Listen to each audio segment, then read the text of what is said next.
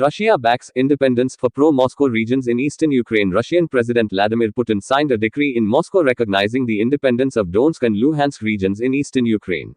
Russian President Vladimir Putin said that Moscow will recognize the independence of two breakaway regions in eastern Ukraine.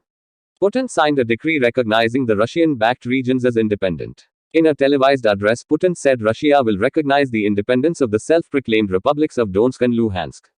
These Ukrainian territories that Russia recognized as independent are Russian-speaking states witnessing pro-Moscow separatist movements.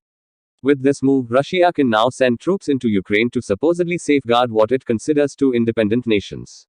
Notably, Russia has amassed nearly 150,000 troops along Ukraine's eastern and northern borders.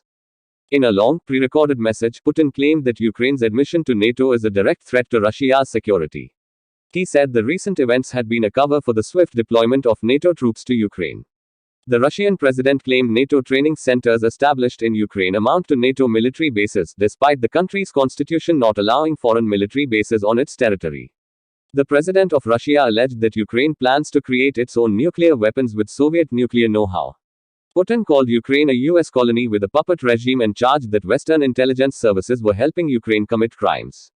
He said if Ukraine gets weapons of mass destruction, the global situation will change drastically. Putin said Ukraine was not able to achieve stable statehood and was relying on foreign nations such as the United States. He went on to say authorities in Ukraine have been contaminated by the virus of nationalism and corruption. Putin also claimed the US embassy controls anti-corruption vehicles in Ukraine. Joe Biden holds call with Ukraine's Zelensky. Meanwhile, President Joe Biden held a secure call with Ukraine's President Volodymyr Zelensky on Monday in the aftermath of Russian President Vladimir Putin recognizing two breakaway regions in eastern Ukraine as independent entities. A White House official said the call between the US and Ukrainian leaders lasted 35 minutes. Taking to Twitter, President of the EU Commission Ursula von der Leyen wrote, "The recognition of the two separatist territories in Ukraine is a blatant violation of international law, the territorial integrity of Ukraine and the Minsk agreements. The EU and its partners will react with unity, firmness and with determination in solidarity with Ukraine."